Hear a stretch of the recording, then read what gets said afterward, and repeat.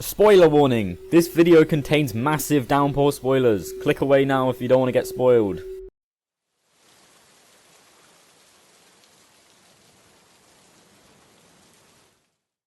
Expedition mode has now been announced for Rainworld Downpour.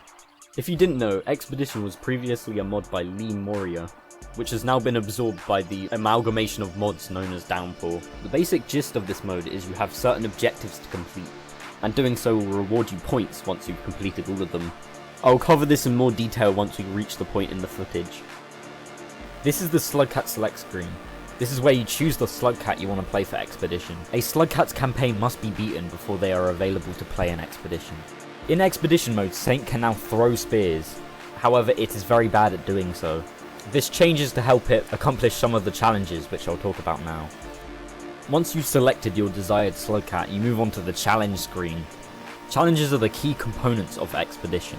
In order to return from your expedition successfully, all challenges must be completed. You can select up to 5 challenges and they all come in different forms. For example, you can have a simple hunting challenge where you have to kill a certain number of creatures, or you have to deliver a specific pearl to Looks to the Moon. There is a new type of challenge which is not in the 1.5 mod, which is Vista Points. It takes the form of a little wanderer symbol which you must collect in order to beat the challenge. It chooses a random spawn location out of 3 potential spots in the listed region. The amount of challenges can be adjusted from 1 to 5, as well as the actual difficulty of the challenges. Both of these factors greatly change the expedition's difficulty. The challenges present can be re-randomized without a cost, as well as filtered if you don't want a certain type of challenge. Clicking the eye symbol next to a challenge hides it, which sounds like a dumb idea. However, it doubles the amount of points the challenge gives. Once all non-hidden challenges are completed, the hidden challenge reveals itself. Next is the unlockables. These act as the core progression of Expedition mode. You earn these unlockables by completing the 75 quests, which each have a certain requirement to unlock. Most of them are tied to your expedition level, which will increase after getting points from challenges. 8 of these quests are tied to missions. Missions are a set of unique challenges for each Slugcat. Completing some quests will unlock perks, which are upgrades that can assist your expedition runs. Perks are in 2 categories, the expedition perks and the more Slugcats perks. Expedition perks is stuff like vulture masks, neuron glow, reinforced karma, passages, even the ability to slow down time temporarily. These were all in the old Expedition mod. However, the more Slugcats perks are new. Enabling them will give you access to a power from the more Slugcats mod, most of these being the Slugcats abilities. You have Spearmaster's dual wielding ability, Artificer's explosion immunity, Artificer's double jump, Gorman's crafting maybe, Rivulet's speed, and the redacted one on the right is something to do with Saint. On the left is 2 completely unknown powers. What they are, who knows? I speculate that these powers are Metroidvania style upgrades, like the Mark of Communication, but with more practical use maybe. I guess we'll find out what they are in a month though. You can also unlock and enable burdens, which makes your expedition more difficult. You can enable these on an expedition to gain a point multiplier. The blinded burden gives a 20% point multiplier, and covers the entire world in a shaded citadel like darkness. Doomed gives a 75% point multiplier, however dying once ends the expedition immediately. Hunted gives a 50% point multiplier, and makes every hostile creature know your location at all times. Pursued gives a 35% point multiplier, which spawns an entity of some kind that searches and hunts for you, which sounds pretty darn ominous to me. Perk slots can also be unlocked. These just increase the amount of perks you have. You can get up to 8 perk slots. Finally, you can unlock music tracks, which are playable on a jukebox located on the Slugcat select screen. There's 124 tracks to unlock. This probably features tracks from normal Rainworld, Downpour, unused Rainworld, unused Downpour, and maybe some new ones thrown in there.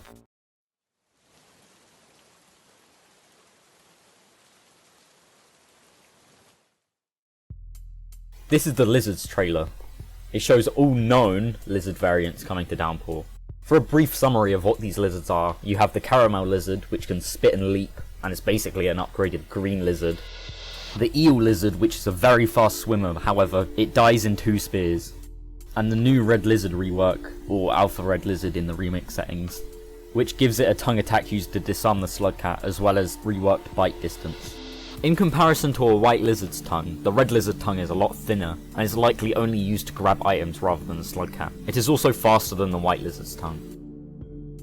This area we see rivulet in could be submerged superstructure, but it reminds me of the area above looks to the moon's puppet.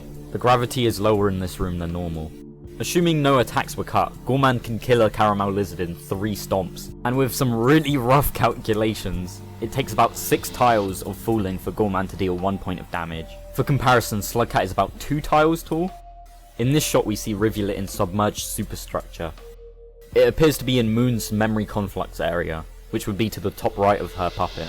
It is worth mentioning that the water in this room is on the 2nd layer rather than the 1st, meaning it isn't at shoreline sea level. Do what you will with this information, I don't know if it's important. The room seems to rumble from time to time, which might suggest there is a failing gravity disruptor nearby, causing lower gravity temporarily. Here Artificer survives a point-blank bomb to the head. What's funny is the clip cuts to Artificer just entering the room again, which suggests that Artificer died shortly after to the red lizard. We can also talk about how powerful Artificer's parry ability is, being able to stun a red lizard for 2 seconds. I'm not sure if that's the red lizard having less stun immunity, or if it's Artificer just being overpowered. We can observe the red lizard's bite reduction here. If Artificer was this close to the red lizard in current rain world, it would be dead. It would be buried 6 feet under.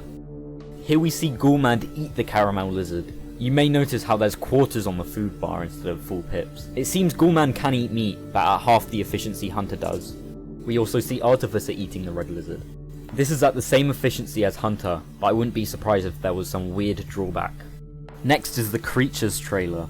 Here is a summary of each non-lizard creature being shown. The Miros Vulture is a Miros bird mixed with a vulture. It can shoot hit-scan explosions out of its mouth. The Grandfather Longlegs is an upgraded version of the Daddy Longlegs. The Aquapede is a water-based centipede that can swim very fast. The Splitter Spider is similar to the Wolf Spider, except bloated with a bunch of small spiders which explode and form coleostepides on its death. Here is a Miros Vulture perched on Moon's underhang. It seems Miros Vultures are adapted to survive in underhang-based environments, unlike their stingy vulture cousins. You can kind of interpret this as them being an omnidirectional threat, rather than vultures being a threat above you. Miros Vulture wings fold similarly to how a vulture's wings fold. Side note, I really like the Miros Vulture wings, they're really cool. Moon's underhang is a lot more dark and moody. It also has a lot more creatures, so it's going to be carnage for poor old Spearmaster. There is a strange effect on Moon's exterior, where some of the red lights flicker on and off. Whether this signifies a gameplay mechanic, or just used to look cool, is unknown. This Aquapede is swimming around Moon's exterior, now probably 1,000 meters underwater. The Aquapede is actually fighting with the jetfish, with the jetfish kind of stunning it. While not being attacked by the jetfish, you can see the glow around the Aquapede's head, which kind of reminds me of a void worm. The Aquapede's shock is actually less potent than a normal centipede shock in water. This is a gameplay change so that poor rivulets swimming nearby don't get shocked by an Aquapede fighting another creature. This room where Spearmaster is fighting a Splitter Spider has been seen in the Spearmaster trailer. Dumb observation I noticed is that there are 0 green sparks in this footage compared to the Spearmaster trailer where there was quite a few. This poor Splitter Spider gets pinged into the void, which is definitely one of the characteristics they share with the Wolf Spider. The White Lizard and the Sign Lizard being present in Moon's underhang does give evidence towards this area being very chaotic. It seems there's more platforms to stand on this underhang than in Pebbles' underhang. This might mean there's no grapple worm gameplay in this area. The area the Grandfather Longlegs is in is probably the biggest current Downpour mystery we have. I'm going to go over some general facts before I get into theories. Firstly, we've seen some art of this area. Whether or not it's region art is up for debate though. Secondly, this room has normal gravity. The hanging wires, or whatever they are, suggest there hasn't been zero gravity activity for a while. We do see some iterator architecture in the corner. Crawl Space B and random machines used as the generic wall tile suggest that this was or is part of an iterator. I know it's obvious, but there is a rot presence in this room in the form of Proto Longlegs, Grandfather Longlegs, and also the Daddy Corruption effect. This gameplay was taken in Safari mode, which rules out the possibility of this being a challenge mode based room. The room is very vertical, which might make it harder for some Slugcats to access, such as Gourmand and the Vanilla 3. I'm mentioning this because it might be an exclusive room to some Slugcats. Now onto the theories. starting with the garbage waste theory. The setup of this theory is that 5 Pebbles has dumped some rot-filled rooms in garbage waste. This could be a part of the first dumping of rooms, or a new dumping of rooms later down in the timeline. The stationary rot seems almost completely inactive, which suggests it's dying out. This happens to the rotten garbage waste too. The next grandfather longlegs footage we see is of the rot pool in garbage wastes. So there could be some continuity between the footage, and this is the same grandfather longlegs. However, there are some issues with this theory. We don't see this room be flooded, unlike the rot pool in garbage waste where this supposedly connects to. This could be a second dumping and be unrelated to that rot pool though. Next, the colour palette is very dark, which is completely different from garbage wastes. It wouldn't make sense to have artwork for this area because it would be a sub-region at best. The next theory is submerged superstructure, which is a bit of a wild one. The setup is as Moon collapsed, she created the rot. We know her gravity systems are likely failing, which would explain the normal gravity. Also, guess what? Looks to the Moon is an iterator! That means she has iterator architecture. However, it would be weird for Moon to have the rot, since it's a unique issue Pebbles has. Another theory is that this could be a new region. That would explain the new region art. However, the iterator architecture and the rot being unique to Pebbles sort of shoots this one down immediately. Now for my favourite theory, the 5 Pebbles theory. The setup for this theory is that this room depicts 5 Pebbles in the far future, or more specifically Saint's campaign. This room is filled with dead matter, suggesting the rot has ravaged its way through the room and moved on to the other parts of the superstructure. This room actually looks like a 5 Pebbles room, being similar to SSDO5, which is on screen now. The pipe entrance is in the right place, and the middle thing in the room could be a gravity disruptor covered in dead matter. The grandfather longlegs starts in the same position the stuck daddy longlegs is in the present 5 Pebbles, which could be symbolism for this being the same room. However, there is some issues with this theory. Firstly, why would they show rooms from Saint's time? The more Slugcats developers have always been very stingy when it comes to Saint gameplay, and probably for good reason. So it doesn't sit right with me that they'll just drop some in-game footage and some art out of nowhere. Also, the room is not a one-to-one match of SSDO5. If you have any other theories, let me know in the comments below. This is the Regions trailer. It shows some new areas coming in Downpour. Here is Gourmand in the sunken pier. Above it is the new nut food source. They take a longer time to eat but give 2 food pips instead of 1. The new icon on the pipe represents a gate if you didn't know. Here we see Artificer frolicking through the new toxic area. This area might not be a new region, so I'm not going to call it that. It shares a similarity with garbage waste, with the blue plants and the trash composing the wall structure. We've only ever seen 3 Slugcats in this area: Spearmaster, Artificer and Rivulet, which might suggest this area is exclusive to the earlier campaigns. And yes, there is a theory that Rivulet is between Hunter and Artificer. This shot shows Rivulet swimming through a deep sea area. This is probably part of submerged superstructure, in perhaps an abyssal sub-region. The water is completely clear in this area, which gives this area a peaceful feeling. The orbs the Rivulet grabs might cause this clarity when eaten. For the level-headed nerds, you can see a new material be used on the wall here. Uh-oh, looks like Saint walked into a snowstorm. Now we can actually tell where this room is. It's Sky Island, judging by the palm tree to the left of the Saint. Also, if I zoom in on the growers, you can actually see their red, which is the colour the plants use in Sky Islands. This room the Gourmand is walking through might be OE, leading to the outskirts gate. I'll talk about this in the next video. Artificer is seen in a dark area. You might think this is its exclusive region, however it's just a new room in Shaded Citadel. This platform is used throughout the top area of Shaded. This little rivulet is running through the start of Precipice. With this bit of footage and the rivulet trailer, it makes me think that the precipice is important to rivulet. However, it collapses during Survivor's time. This might be a bit of evidence towards a rivulet being before Hunter. In this shot we see Saint emerging from a new pipe and drainage system. This is an old room however, and it has seen some changes since its debut, such as a big chain disappearing, as well as the water level rising.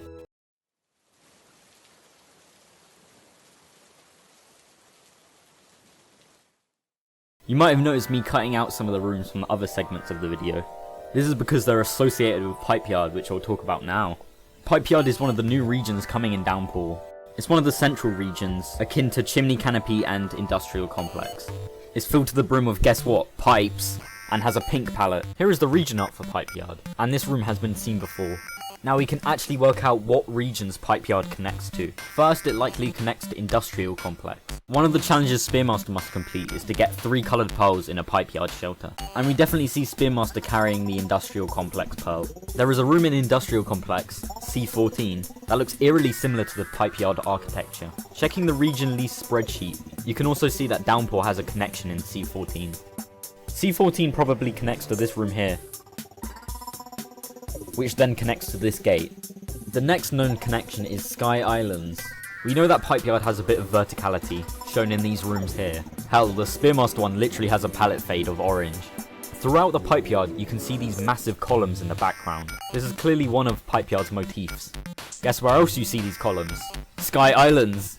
Remember the Snowy Saint area that I identified as Sky Islands? Look behind it, there's the column, bam! See Spearmaster in the new Sky Islands room? Look behind it, there's a column, bam! These columns don't appear anywhere else in the game, so it's safe to say Sky Islands and Pipeyard are linked. A possible, I'm not 100% sure on this one, connection to Pipeyard is Shoreline. There is rooms similar to Pipeyard's colour, located in Shoreline, which we've seen in the Applebread streams, as well as some footage for Rivulet. The Rivulet's footage is actually mirrored, I don't know why. Also, just going to mention the Cyan Lizard in the Pipeyard footage is tamed, if you are wondering why it was omnipresent.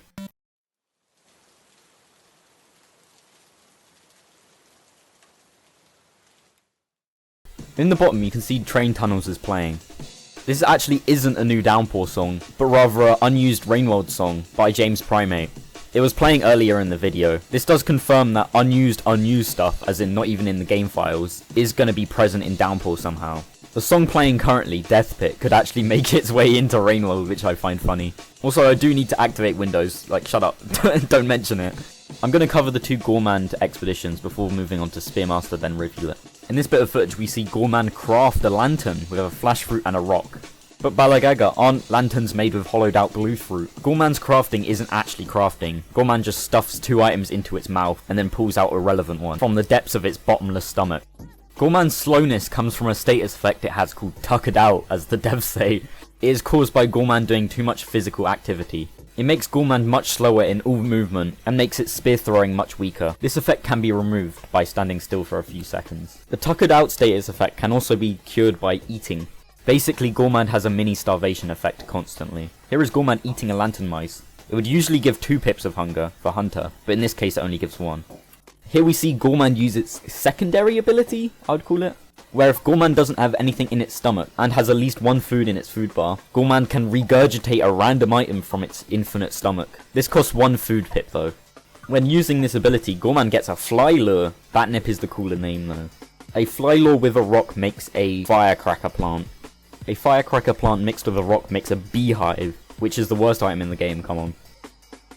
Now you may have noticed the meter above the food bar for Gourmand. This is a list of unique edible items in Gourmand's proximity. This list probably doesn't contain meat from creatures. It seems this list can be completed in any order. However, the flashing icon gives hints as to what to eat next. We don't know how many items are on this list and what happens when you actually complete the list.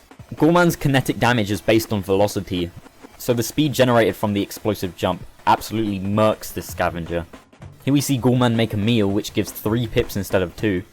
A live vulture grub is regurgitated here, which is definitely an interesting thing that can come out of the stomach.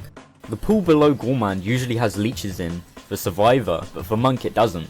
The shaded citadel spawns were also very calm. I'm not sure you can use this to definitively place Gourmand in the timeline, however. In the vanilla game, there is a Monk exclusive shelter located here. In theory, if Gourmand was after Monk in the timeline, this shelter should be available for it. However, there's no shelter to be seen. This can be evidence towards Gourmand being before Monk in the timeline. However, the shelter was added to Monk's campaign due to it being in the easy mode of Rainworld. So it might not be that surprising when Gourmand, a harder slugcat than Survivor, doesn't have access to the shelter, even if it's after Monk in the timeline. Not much happens in the Spearmaster expedition. I mean, the hibernation screen is cool. When you're on the lowest karma in expedition, the karma symbol glows red. This shows it's your last chance to not die. A cool ability Rivulet has is to immediately pop Bubble Fruit. I actually really enjoy this small ability, I don't know why. A pole has been added to the rightmost water pipe in this drainage system room. This means that route isn't one way anymore, which is a great change. Here is the new Rivulet hibernation screen. Although I didn't mind the last one, this one looks more official, if you know what I mean. This is a good look at the reworked eel lizard. The lizard trailer was recorded months in advance, so that's why its appearance is different from this one. You can see it has no legs, similar to that of an eel. Whoa. They look really dumb when they're trying to climb things, but other than that they look cool. This scavenger uses a water lily as a weapon here. Rivulet gets hit by the flower end of the lily, and not the massive spike end. I'm not sure if the lily is capable of dealing damage, or if it's basically just a floating rock that glows in dark areas. In this clip you can see the absolute speed of the eel lizard. I guess they are the lizard counterpart of Rivulet. On the milestone tab you can see your general expedition statistics. Now Buddy actually scrolls over a few of the last challenges, and I think they're pretty interesting. Let's take a look.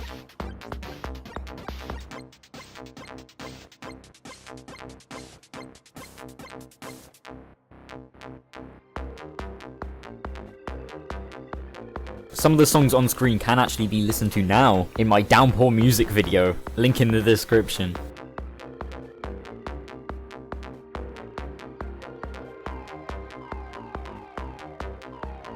Completing Saint's Mission, Change of Heart, unlocks some interesting music. The music you unlock is Else 8, which we've heard before, Another Ending, and halcyon Memories, Reprise. Now halcyon Memories is the song that plays in the mod config menu, and Downpour is built off the greatest of the mods, so this reprise better be epic. Completing all the challenges, you unlock a song called Reclaiming Entropy. Now I'm not a physicist, so I might be wrong about this, but entropy measures the disorder of energy, or you could say the randomness of energy. And guess what one of the most impactful songs in the game is? Random Gods. So Reclaiming Entropy might represent the iterators completing their task.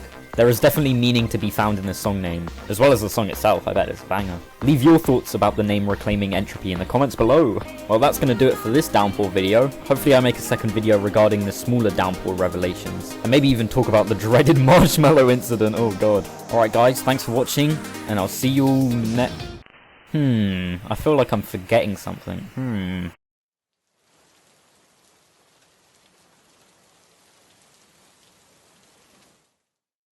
Was it the Steam achievements? The Day of the Dev stuff? No, it was in the Buddy stream, right? Am I remembering right? I think it was something in the Rivulet expedition, right? Yeah? Was it a new room? No, wait. Wait a second. It was a new creature! Yeah, it was the yellow leech. Yeah, I remember now. Nice!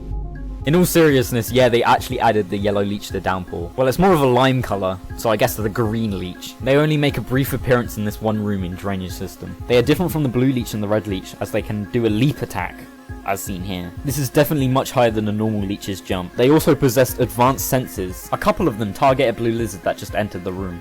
They see the lizard through a wall, as well as the lizard being at least 10 tiles above them. They could also possibly swim faster than the other leeches, as well as be stronger than the other leeches. However, their short-lived appearance makes it hard to confirm those. I suspect these green leeches are meant to counter Rivulet, as the other two leeches might have a lesser effect on the speed demon that is Rivulet.